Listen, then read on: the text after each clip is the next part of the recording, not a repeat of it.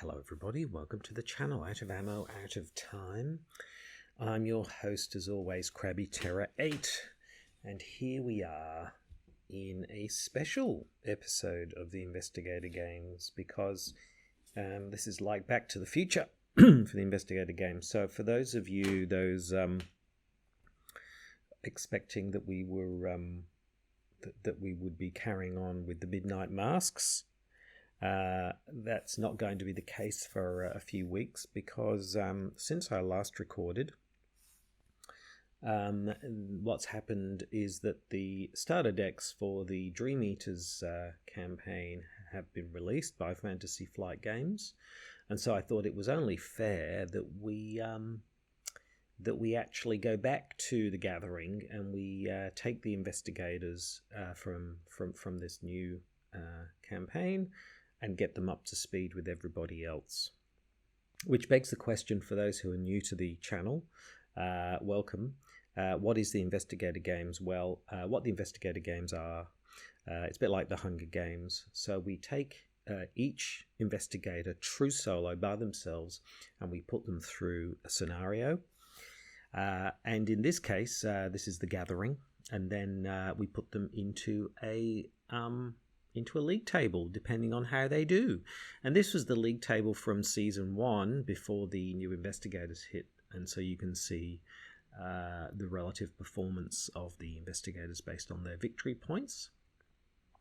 Now we have been moving through the Midnight Masks. We had just finished the Dunwich Legacy investigators, and we were going to do Mark Harrigan in the Midnight Masks, but we'll put them on pause. We'll get to the Path to Carcosa investigators in a month or two, and we'll go back to the gathering and we will take these new investigators through, and that's what we're going to do today. So then they'll be up to speed, and then we can see how they go in the Midnight Masks as well.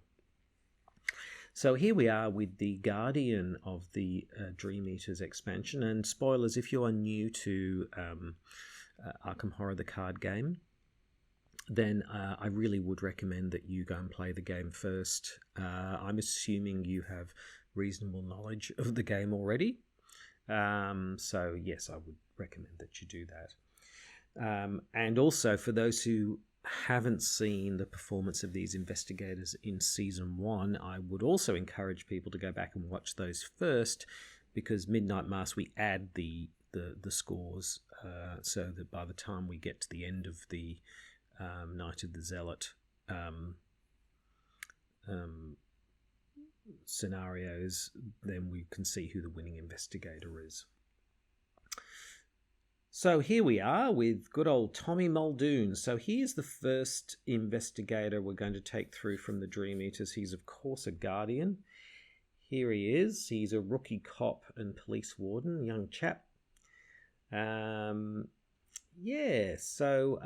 had the good fortune of talking to Tommy in the green room before we start. Just so you know, he's here. He's waiting in the study. The crowd's gathering around to watch his performance and see how he does. So he's just pacing up and down in the study, just waiting to start. But I had a little chat to him before. Very keen, very eager young man, I have to say. Maybe a bit too eager, and also a lot to prove. He talked a lot about his father and brothers and how good they were and what they'd achieved. And I think he sees the Investigator Games as a way of making his own mark. And I think he can.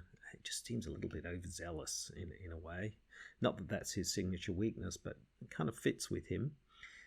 So we'll see how he goes. So let's just have a look at his stat line. So his stat line is fairly balanced, I suppose you might say. Like a lot of Guardians, where there's a lot of cops and institutional law enforcement tends to be the way things go in Guardians. And Tommy is no exception here. Of course, his fight is strong. He's got reasonable intellect and willpower. Obviously his agility is a little bit more on the low side, but he's reasonably balanced. So the things here are that he has this ability to to tank, I suppose, by in a couple of ways. So he has this ability. The free action is when an asset you control is defeated. So if he has an ally on the table or a leather coat or something like that. Now these only apply to assets and items and allies that actually you can put damage or mental damage onto. You can't do this on. I thought initially you could do this kind of thing and put it on all kinds of items, but no, it's only things that could potentially be defeated. So when an asset you control is defeated, you gain X resources, where X is the total amount of damage and horror on that asset. Shuffle that asset into your deck. So a little bit like Leo, I guess Tommy, it's sort of in his interest to be burning through his allies and his assets to some degree, his allies, because they come back. So whilst most investigators are trying their level best to, balance out their own, taking out that damage to their own investigators and their allies, it's in Tommy's interests to sort of let his allies in particular take a lot of damage, get defeated, and then come back later. In a way, so that's why it allows him to sort of tank things. He's fairly robust in terms of his health and sanity. So, but that's just an addition. So it's his ability, if he's got allies on the table, and of course if you've got charisma down, that would mean you could have more allies. That kind of thing is that you get these resources. So that means that those resources can be used for things like bullets and things like that. And effect, his elder sign is you may move up to 2 damage on horror from Tommy to an asset you control, or vice versa. So again, I suppose you could take them off an asset and put them onto yourself, but it kind of feels strange that you would do that, because it's probably the other way, because you'd be wanting to defeat the asset, get the resources, and then recycle that asset back through your hands. So there's this sort of asset gain recycling process that's going on with Tommy there. So it's an interesting dynamic, and one that, if it's built the right way, can be very effective. It feels a little bit like Leo in some ways, a little bit. So it's a little bit similar like that. Now if we just flip him over for a second and we just have a look on the back, he takes Guardian cards 0 to 5, he takes neutral cards 0 to 5, and also Survivor cards 0 to 2. And we'll have a look at Becky and Rookie Mistake later. Random basic weakness, if you actually want to choose a perfect basic weakness for Tommy, Overzealous, I think, is a sort of a perfect weakness if you weren't doing it random. And just here, most members of the Muldoon family are part of the Boston police force in some way or another. Not long ago, the youngest Muldoon brother, Tommy, got his badge. Armed with an eye for detail, fierce courage, and his trusty rifle, Becky, Tommy is dedicated to law enforcement. But when he was loaned out to the sheriff's department in Arkham, he found that he was not prepared for the bizarre crimes cropping up in this strange town. Even so, whether the crime scene is a smoky speakeasy or a blood-stained altar, Tommy will not rest until he can bring the culprit to justice. So that's Tommy. If we go over to his actual deck here is the starter deck on Arkham DB. And like all starter decks, it's sort of okay, but not optimized as you might hope. But, there are obviously restrictions in terms of starter decks and what you can put in. But anyway, he's got a 45 automatic and a machete and, of course, the standard flashlight for getting clues. He's got a baseball bat in here as well. Now, he's got Becky.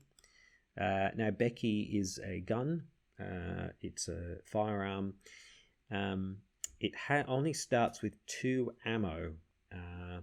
It's a custom Marlin model 1894. So and it has three asset pips: fight, evade, and question mark. So that's reasonable. And it's 2-handed, so you get this down on the table. And each resource gained from Tommy Muldoon's ability may instead be placed on Becky as ammo. and you can spend an ammo, fight if you get +2 and deal +1 damage for this attack. So there's obviously a synergy there with having Becky on the table. The problem is it only starts with 2 ammos, so there's a little bit of combo required here to have all this set up. So I can imagine that sometimes if all these things are set up, Becky's on the table, the allies are on the table, and everything's all running fine, that's great. But I can imagine that not quite working out, and maybe that kind of fits with his rookie kind of persona, that sometimes he's fantastic and other times he's a bit inexperienced. So that's Becky. The thing is, we've got things like the rabbit's foot in there for survival. The leather coat is one asset where we can assign damage and be defeated, and then we can take the resources, which would be 2 from that. So that's one example, but there aren't very many. I mean, there's the beat cop as well, obviously, so we can the beat cop. So again, I think you would get 4 resources for the beat cop. Looking at Tommy, his ability, so X, where X is the total amount of damage and horror. Yeah, so you essentially would get it all back. And then the guard dog is another one where you would get 4 resources back. Or you can put the 4 ammo onto Becky. But that's it. There isn't really, I don't think there's any other, apart from the leather coat, the beat cop, the guard dog. I think that's all. So it's kind of a bit low on things you can actually use. So it's possible in this starter deck that you just won't have enough in that way. It's got the usual things like dig deep and first aid, physical training, and scavenging. Now it's got these new cards here, Solemn Vow, which Solemn Vow is going to be completely useless except for the willpower pips, because it says play Solemn Vow under the control of another investigator at your location. If the owner of Solemn Vow is at your location exhausted, move 1 damage or horror from a card you control to a card that investigator controls. So this is a way for Tommy to use his abilities to kind of transfer damage to himself and his assets. That's a nice synergy again, but of course he's playing this solo, so it's completely useless in this circumstance, because that's just not going to happen. So that's kind of only going to be used for the willpower pips. We've got things like Dynamite Blast in there, which will allow us to do plenty of damage, hopefully to the Ghoul Priest. Evidence is in there, always a nice card to get quick clues. And then we've got Fortuitous Discovery. Yes, this is another new card. And I have to say that so far, people are not overly excited about this card. It costs X. X is the number of copies of Fortuitous Discovery in your discard pile. You get +X for this investigation. If you succeed, you discover X additional clues at your location. Which, if you've got these in your discard pile, that's quite handy. The problem is getting them into your discard pile. So I think for investigators that readily throw cards away or can discard cards in some way, that's more useful. But the problem is the first one you draw, it's not going to cost anything, but then it's not going to do anything. And it doesn't have any pips, so you can't use it for skill tests. So I think people are very, very lukewarm on this particular card. Now, Rookie Mistake is our signature weakness, and Rookie Mistake, discard each asset you control with damage and horror on it. If no assets are discarded by this effect, shuffle Rookie Mistake into your deck. Yes, so basically you've been putting, the problem is if you've been using multiple assets to do this, it can be pretty bad. So, and then the random weakness we drew was the thing that follows, which is, basic weakness enemy. Which is never going to be far away in the gathering. So there we go. There's Tommy Muldoon starter deck. Am I excited about Tommy Muldoon? Not really. I mean, his abilities seem interesting. I suppose I would. Personally, I don't play a lot of Guardians anyway. Although I have played Zoe a fair bit. I'm not sure that. I think I would probably prefer to play Leo more than Tommy, because I kind of like the way that plays in terms of lots and lots of allies. So Tommy, to me, doesn't feel overly compelling investigator. And I think Guardians are suffering, maybe, I could be wrong here, but my view is that Guardians are all sort of feeling a bit samey, I have to say. And so there have been some notable exceptions to that, obviously. But just more law enforcement, and just feels like it's all Guardians are starting to feel a bit samey in some ways, but maybe that's to be expected around the way that this particular group of investigators operate and what their primary strengths are around weaponry and helping others and fighting and that kind of thing. Anyway, so that's Tommy. Interested to know your thoughts about what you think about Tommy. But anyway, that's enough of me carrying on about that. Let's see how we go with Tommy. Now, I haven't played Tommy before, so I do apologise. I will do my best not to mess up. So, but here we are. We'll just go around the houses. We'll just shuffle up his deck here. We're obviously in the investigation phase. We are here in the study now, with two clues. Now, I know that in the real, when you really play this game, you don't put out the other locations. I just put them out to save time. We all know that these don't exist in the original gathering, and that once you get out of the study disappears and you go to the hallway. But just for the sake of just time and things, I've put everything out here. So we've got the attic up here, we've got the hallway, we've obviously got the parlour, and we've got the cellar. We are on our motorbike here in the study. We're on standard difficulty.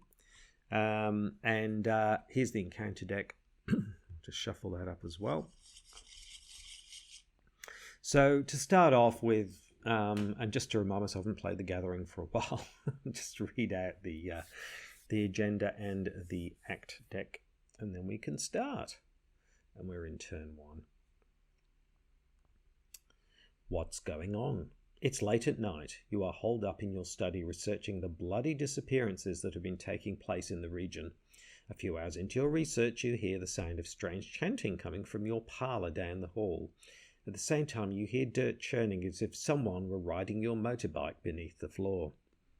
And the act deck is trapped. As you leap to investigate, well, he's only got an agility of 2, so I think probably get up to investigate. The door to your study vanishes before your eyes, leaving behind only solid wall, as opposed to insolid wall or permeable wall or whatever. You're trapped inside your study until you can find another way out. So 3 doom for the agenda to advance here. We need to get 2 clues to proceed, and we are trapped in our study in a single location.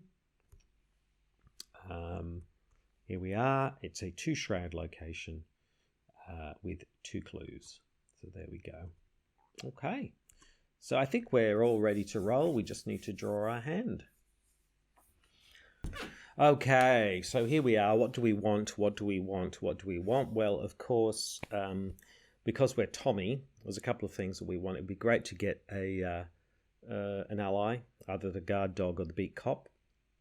It would also be good to get Becky or some kind of weapon, machete, but ideally the Becky, so that we can start using that. And also, because it's getting clues and things, it would be good to have something that allows us to readily get clues. So that's what I'm looking for from the deck. So let's see what we draw. in our first 5 cards. Let's see, what do we have here? Well, there's a flashlight, not bad. Cunning Distraction. Yeah, Cunning Distraction is kind of okay, but it's not a card we need at the moment. So I'm going to set that one aside. Evidence is a great card because that can get clues fast. Flashlight is also a good card for the seller because we need to be able to get the clues. And of course, because it's the Investigator Games, it's all about the number of victory points that you get. Scavenging and Overpower, because we haven't got any weapons yet, they're nice to have, but we really need to try and draw into some weapons and allies. So I'm going to draw another 3 cards, and what do we get? Well, we get a weapon, but it's not a weapon that Tommy can take advantage of, I suppose. But anyway, that's all right. So we get Machete. We do get the Dynamite Blast, which I guess would be good to keep that aside for when the Ghoul Priest arrives, and we have Dig Deep, which can work, I suppose, in the sense that we get resources for an asset being defeated, but we have no assets to defeat. So it's nice to have perhaps for the evasion, but whether we actually get to use it is another matter. So let's put those back in, shuffle it up. There we go. That's our start. So what should we do here? Yeah, so I think the first thing is to get ourselves set up here. So our first action is to spend 3 and bring out the machete. So I want us to have that. And probably the second action is to bring out the flashlight. So we'll bring that out. That's our 2 hand slots now full. So that's got ourselves set up from that perspective. And our third action, I think I don't want to use the flashlight here. It's a 2 shroud location. So I'm literally going to go and have a see if we can do this. We're a 3. So that's a 3 versus 2. So we're talking about a -1 or better. Chaos Bag gives us a -1. There we go. So we succeed. Okay, so that's a reasonable start. We'll take one of these clues and put it here. So there we go. That's the end of Tommy's first round. Pretty good start, really, for Tommy. We got the machete out, so we are ready to fight whatever comes along. We got our flashlight out, so if we're ready for that, or if we get obscuring fog or whatever might happen, we've got that ready to go. And we also managed to successfully investigate the study, so we have our first clue. So next time we'll get the second clue and get ourselves into the hallway and then up to the attic, and we will take it from there. That'll be that's the plan anyway. So we'll see how we go. We have no resources though, so an emergency cache would be most welcome. So that's the end of the first investigation phase. We move into the enemy phase. There are of course no enemies to speak of, so we move into upkeep. Flip these over. We'll take a resource and we will draw a card, and we draw into physical training. I think the world is trying to tell us something here, but the problem with these cards, physical training and dig deep, is literally resources. So this happens with Guardians often, is a lot of the cards that they have and they need are quite resource heavy, and so you can get yourself in a situation where you really just you have the cards but you just can't spend them, and Tommy's special abilities are not, well, we don't have any cards on the table that we can defeat to gain extra resources. But anyway, let's move into the Mythos phase. So the inaugural Mythos phase, let's pop up to there. So we're now in turn 2. The first Doom is on the table. I'll just shuffle the encounter deck again. And let's have a look and let's see what we get from the encounter deck. Oh, this is a little bit strange. What's happened here? Why have these all changed? There must have been 3. There we go. Okay, let's see what the encounter deck has for us. And the encounter deck has for us a swarm of rats. there we go. Swarm of rats in the study. They don't come up too often. 113 Hunter. I think we should be able to machete those fairly easily, I would have thought.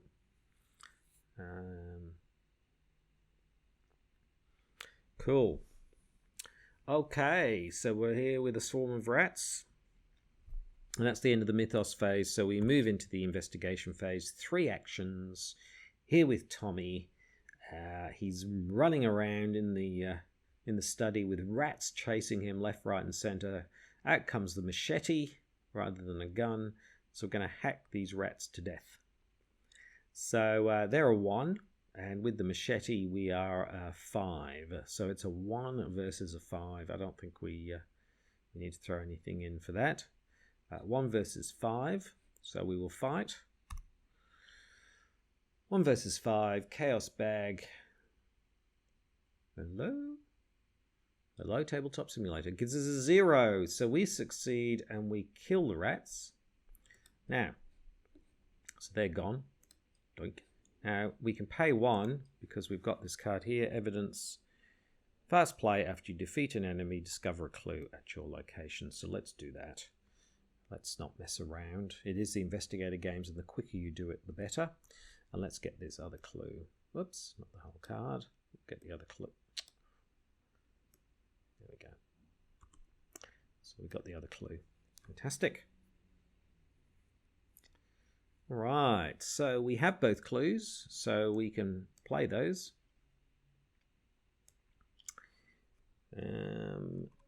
Yes, so we oops. Let's flip this over and have a little read. You notice that the edges of your newly purchased rug are tattered and mud-stained. Have you been driving over them in your motorbike again, Tommy? Finding this odd, you shift the furniture aside and pull back the rug. To your surprise, you see the door leading out of your study, and you slowly turn the knob and the door swings open, revealing your hallway below. Jiminy crickets! You jump through the doorway, landing on your feet on soft dirt. The door to the study slams shut above you, nearly knocking you in the head. The smell of burning wood fills the narrow hall, intermingled with the scent of rot and decay. Put into play the set-aside hallway, cellar, and attic and parlour. Tick, tick, tick, tick, tick. Discard each enemy in the study. Well, yes, we got rid of the enemies. Place each investigator in the hallway and remove the study from the game. Okay, so let's do that. So we move to here. Study is gone, so we can put the study up, set aside. It can go back in there. Flip the hallway. There's no clues in the hallway, obviously. Now we can't go into the parlour because it's blocked. And then, of course, we have the attic, and then the hallway is linked to the attic. I haven't bothered putting in little arrows because we all know the hallway is linked to the attic, and the hallway is linked to the cellar, and obviously the cellar and the attic are not linked in any way. So, yep. So let's read this. The barrier. A glowing barrier blocks the path to your parlour. As you move towards it, intense heat forces you to back away.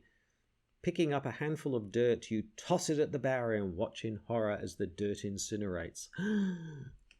Perhaps there is something in the cellar or the attic that can help. When the round ends, investigators in the hallway may as a group spend the requisite number of clues to advance. So we need 3 clues.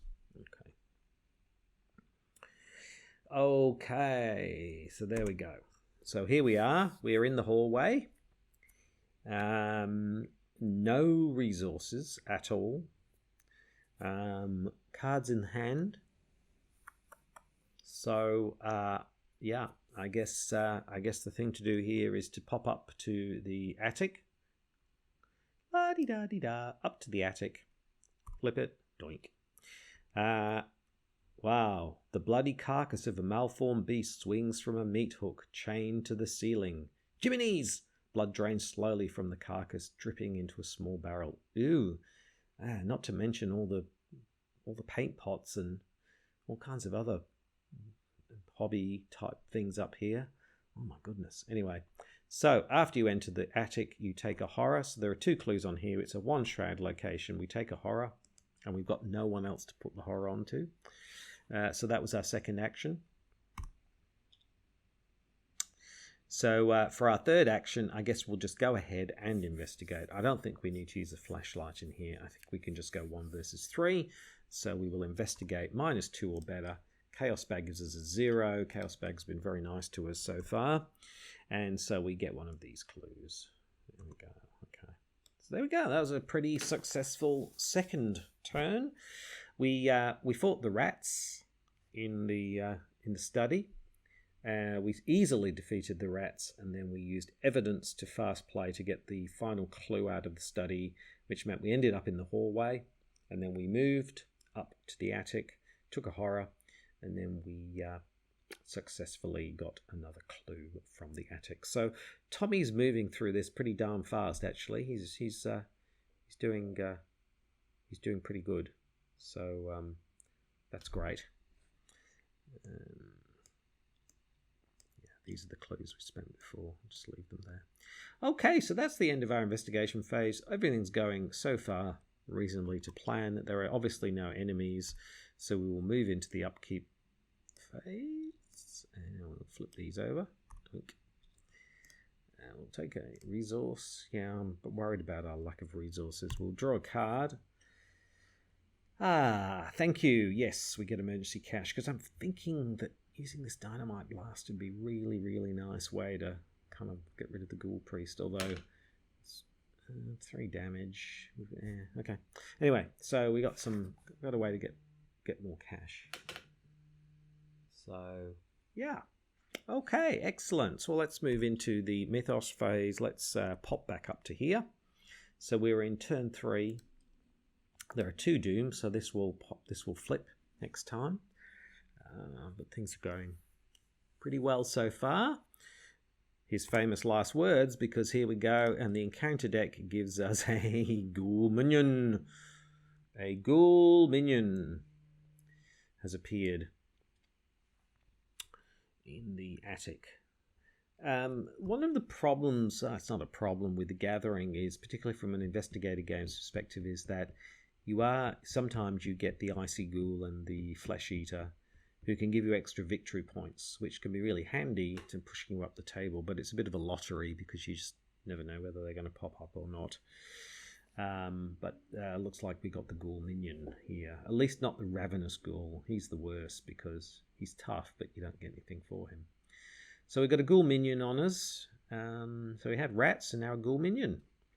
So yes, it's time to do a bit of biff. So let's move into the investigation phase. We've got the machete at hand. It's a ghoul minion, so we should be able to defeat this fairly fast. So we'll hack at the ghoul minion. So we are a fight of 5 with the machete. 5 versus 2, so a -3 or better, and if we succeed, it is dead. And Chaos Bag gives us an Elder Sign. Wow. You may move up to 2 damage under a horror from Tommy to an asset you control. And this is the problem. It's a bit combo-y because we don't have anything. So, doesn't matter. He's dead. He's gone. So that's the ghoul minion has gone. So our second action, obviously, is to investigate this clue up here in the attic. So it's a shroud of 1. And we are a 3. So a -2 or better. Chaos Bag gives us a -2. So we succeed. That's the second clue. Very nice. So not only is it the second clue, but that is a victory point. Crowd goes wild. First victory point. Yay! So we will stick that up in the here. Get rid of those. Don't need those. It's a little bit weird. There we go. So we got the attic. Fantastic. So we've got a victory point under our belt.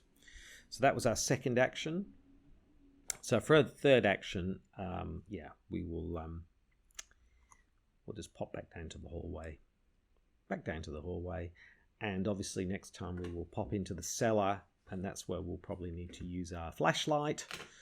And at some stage we want to use our emergency cash. start building up some resources so that we can take on the Ghoul Priest at some stage. So there we go. That's the end of the turn. So again, a successful round all round. We managed to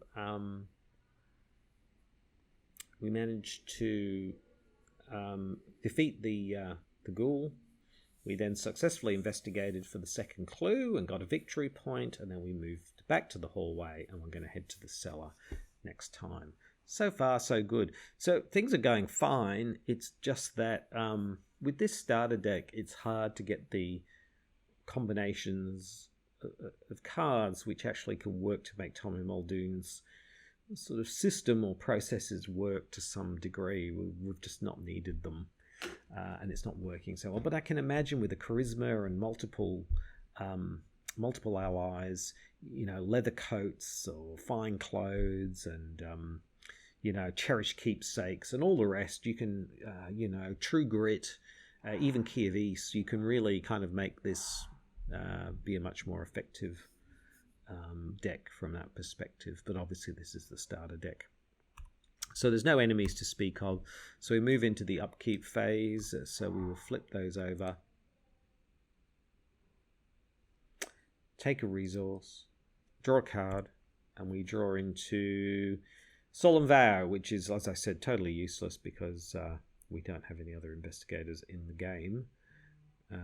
So that's just for willpower, which we may need if we get the good old Crypt Chill, which you never know, could be next on the list because we are into the Mythos Phase. So we'll pop up here. Now we're in turn 4, 3 Doom, which means the agenda deck is going to flip. Let's move that there. Oops. Hello. So let's flip this over. Read this. Your house continues to change before your very eyes. The walls have decayed and the ground in many rooms has turned to dirt. It is almost as if you've been transported somewhere else entirely, although every now and again you recognize elements of your former home. The lead investigator must decide either each investigator discards one card at random from his or her hand, or the lead investigator takes 2 horror. I don't really want to take some horror, so maybe we should just... yeah, what I might do is I might just lose one of... then it's not the end of the world if we lose seriously, and the chances... What are the odds that we're going to lose a card that we really need? So let's shuffle them up. And let's just lose this top card, which is... emergency cash. Of course it is. Anyway.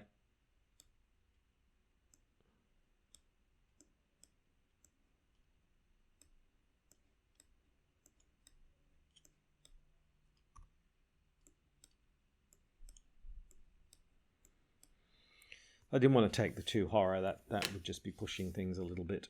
Okay, so there we go. That's the... Oh, hold on.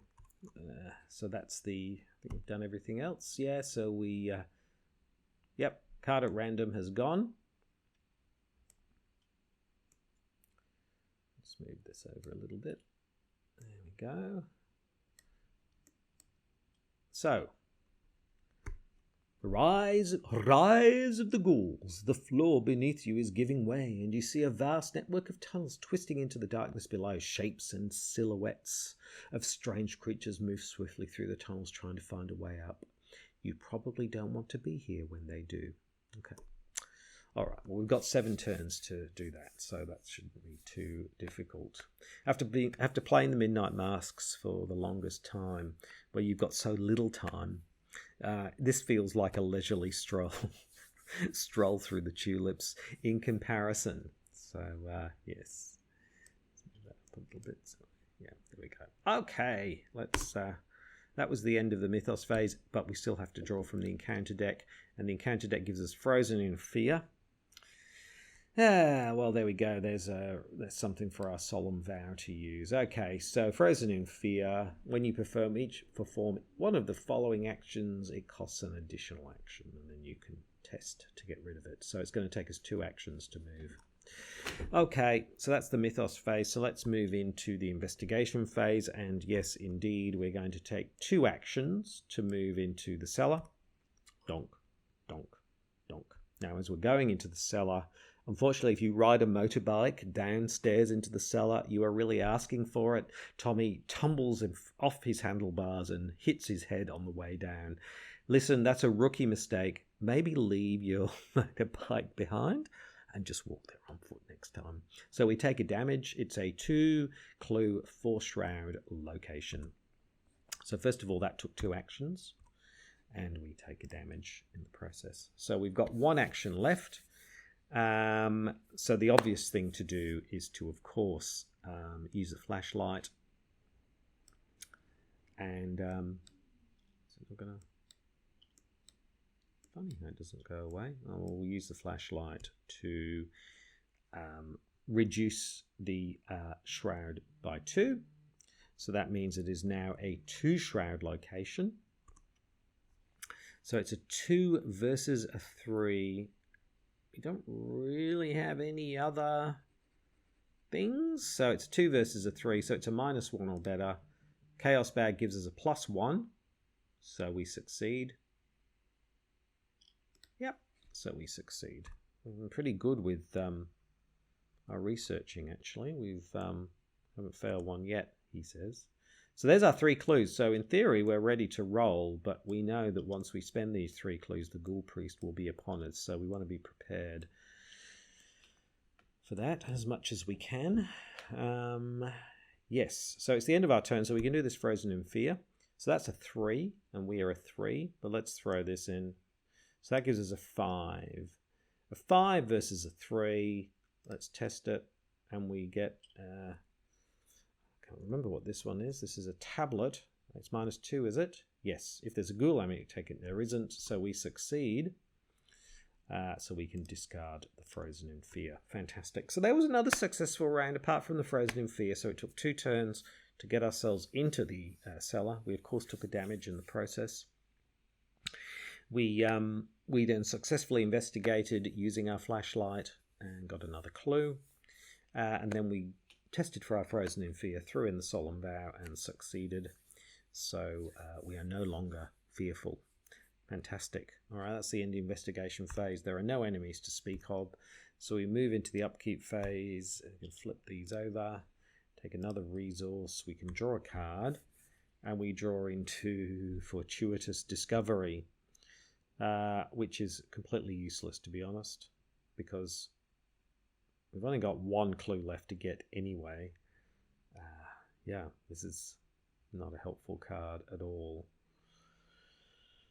Anyway, okay. I mean, you can't even use it for pips, so it's pretty darn useless all round. Okay, so that's the end of the Upkeep phase. So we move into the Mythos phase. Let's shift up here. So we are in turn 5. Sorry, I should have put this down to 0. So 1 doom there. Let's see what the encounter deck has for us, and the encounter deck has more rats. We've had a lot of we've had an awful lot of we've had 2 lots of rats now and 2 lots of ghouls. It's been lots of things like that, but that's all right. That's okay. We can deal with this very easily. But not Zoe, because we'd be swimming in resources as a consequence. But anyway, so yeah, we're in the investigation phase. First action is to fight the swarm of rats. So it's a 1 versus a 5, 1 versus 5, -1. So we succeed in killing the rats. That's our first action. Second action will be obviously to get this final clue. So we will use another resource from the flashlight. So that brings it down to 2. It's a 2 versus a 3. So we need a -1 or better. Let's go ahead and do that. And we succeed. Wow, we've been really lucky with our rolls. So there we go. That's all the clues. Well, that is fantastic, because not only have we got all of the clues, but we have another victory point. We get from the cellar. Crowd again goes wild. Tommy jumps up and down. He's very excited. He's getting very exuberant here. Careful, Tommy. So we now have the attic and the cellar, so we've got 2 victory points. Brilliant. And we've done the reasonably fast. It's only turn 5, so actually that is really fast, because I think 8 turns was the fastest. So things are going very, very fast from that perspective. So that's great. So we have 1 action left. What am I thinking we need to do here? Yeah.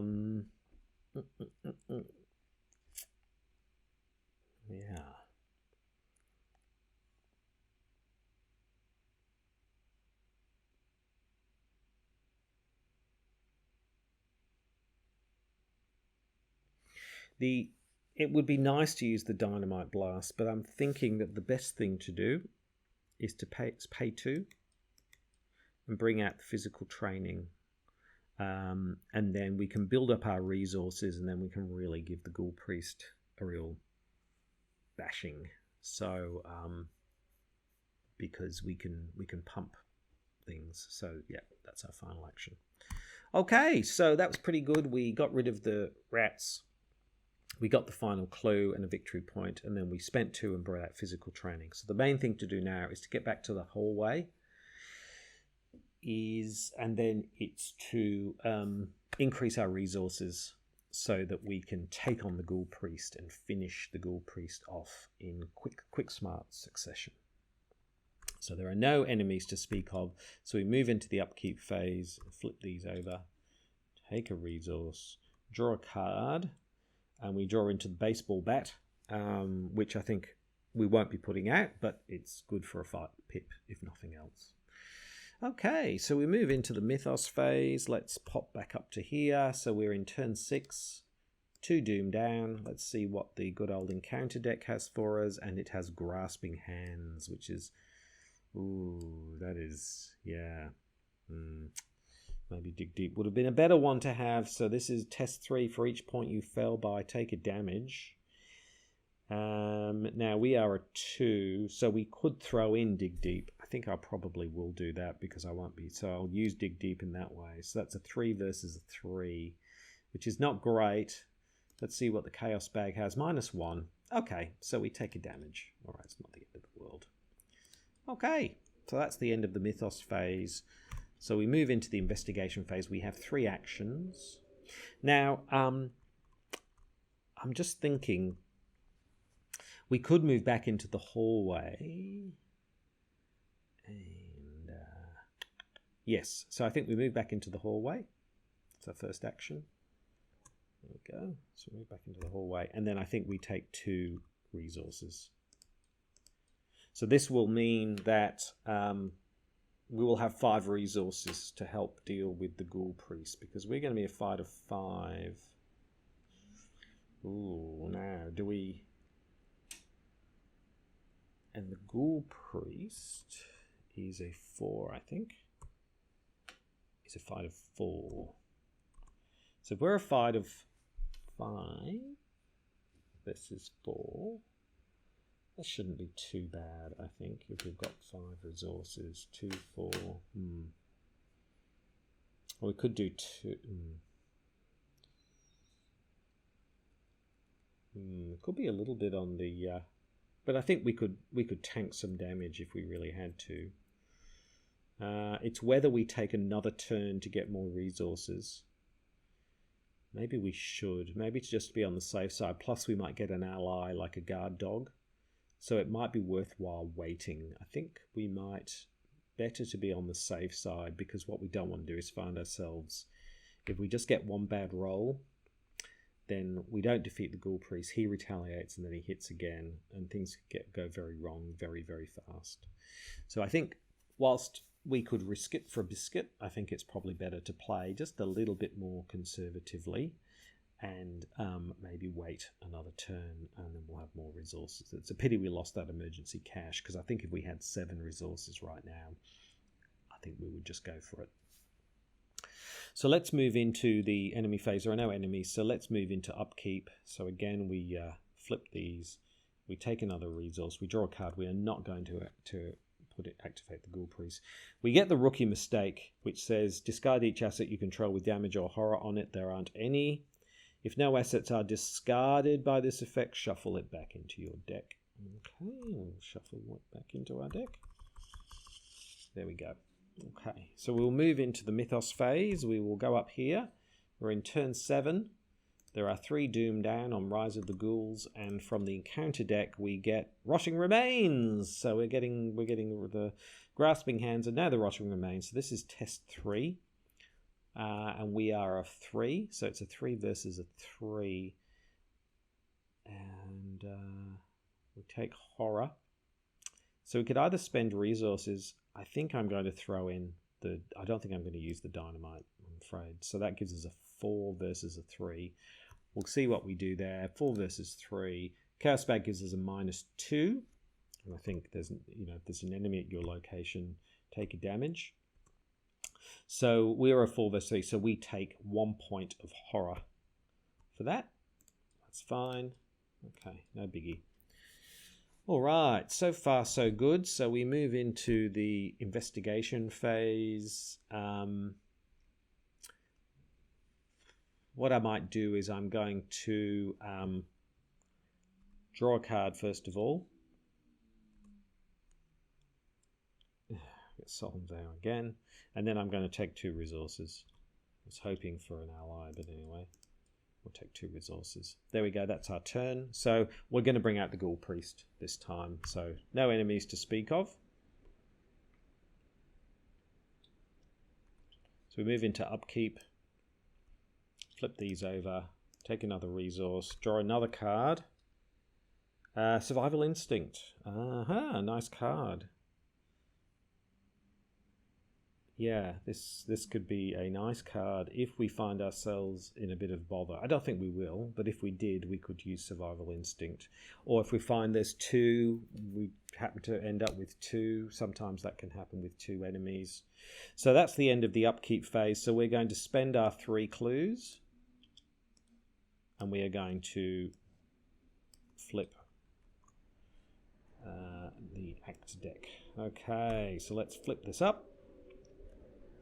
Using the barrel from the attic, you carry ice and snow from the cellar and hurl it into the barrier. The barrier sparks and shudders as it consumes the ice, then hisses and fades out of existence. The barrier blocking the passage to the parlour has vanished.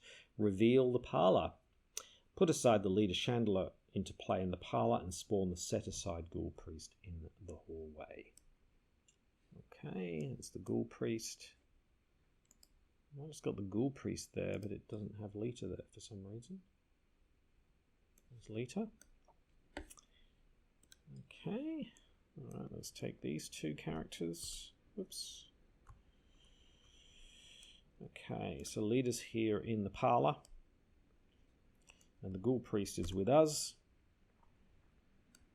There we go. Hello! Oh, hello, young man. Oh, now listen. It doesn't have to end badly. We could be friends, you know. So, what have you done? A woman with a torch stands in your parlour, a glimmer of hatred in her eyes. What have you done to my barrier? She screams furious. Before you can answer, a ghastly wail sounds behind you, and a creature wearing robes and a deer skull mask tears through the wall, advancing towards you. If the Ghoul Priest is defeated, advance. Okay. Yes, indeed.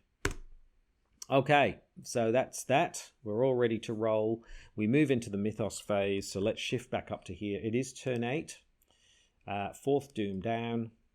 Let's go ahead and see what the encounter deck has for us. And the encounter deck has another Rotting Remains. Oh boy. Well, that's okay. So it's a 3. We are a 3. We're going to make that a 5. So a 5 versus a 3. 5 versus a 3 for the Rotting Remains.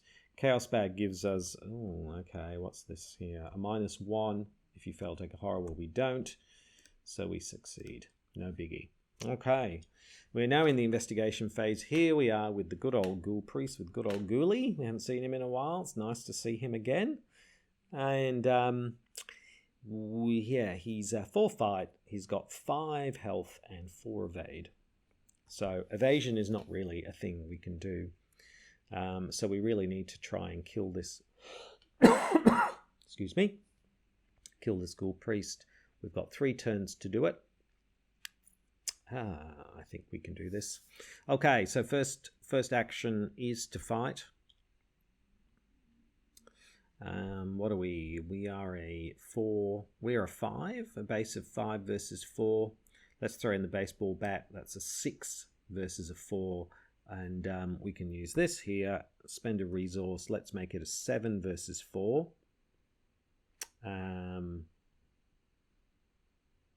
Let's make it an 8. An 8 versus a 4. Minus 4 or better. An 8 versus a 4. That was right, wasn't it? 4, 5, 6, 7, 8. 8 versus 4. Chaos Bag gives us a skull, which of course is number of ghoul enemies at your locations. That's a -1. So we succeed. And that's 2 damage to the Ghoul Priest. Ow! There we go. That was our first action. Second action, let's do it again. Let's fight again. So this time we are a 4, we're a 5. We are a 5. Let's use 3, 6, 7, 8. So again, it's an 8 versus a 4. Chaos Bag gives us a 0, so that's successful again. Ow! There we go, and then that's our final action. We will fight again. Whoops! Just trying to get that. Oh boy, come here. Sorry. So we will fight again for the final action. So we are a 4, we're a 5, 6, 7, 8. 8 versus 4. Drum roll. Crowd is hushed as Tommy flings his machete at the Ghoul Priest and hits him right between the eyes. Dead. Ah! There we go. 6 points of damage. Easy. Wow. Into the victory display with you. There we go. Wow. So,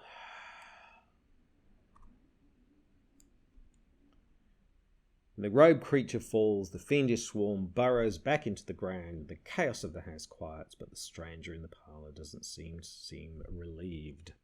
Well, we never burn the house down, so that's not going to happen. But there we go, ladies and gentlemen. There we go, turn 8. So Tommy, despite issues with the fact that we didn't really get to use his various abilities, did really, really well. He had a really, really good run. Had lots of ghouls and things came out. He managed to get the 4 victory points, so that means he'll end up with 6 victory points all up. Unfortunately, he wasn't able to get any more than that because the Icy Ghoul and the Flesh Eater didn't appear. But he got all the core victory points for the gathering, and he did it only in 8 turns, which makes him equal fastest to Ashcan Pete, which was quite an achievement. So that was fantastic for Tommy. Brilliant. So have a look after this and see where Tommy sits in the overall list. He'll be fairly high in the league after his performance there, and he can use those victory points to really kind of lean into his abilities. Thank you very much for watching. I really hope you enjoyed this. It was really fun to go back to the gathering after the Midnight Mask, which can be quite brain frying sometimes. And so in this vein, next time, I think we will, let's see who's next. In the Dream Eaters, that was Tommy. So I think next time we will take Tony Morgan through the gathering. Tony Morgan, the bounty hunter, and we will see how he goes. Very much looking forward to seeing Tony and how he goes in the gathering. But until then, I'm Krabby8. Thank you so very much for watching. Please like, comment and subscribe, and I will see you next time. Goodbye.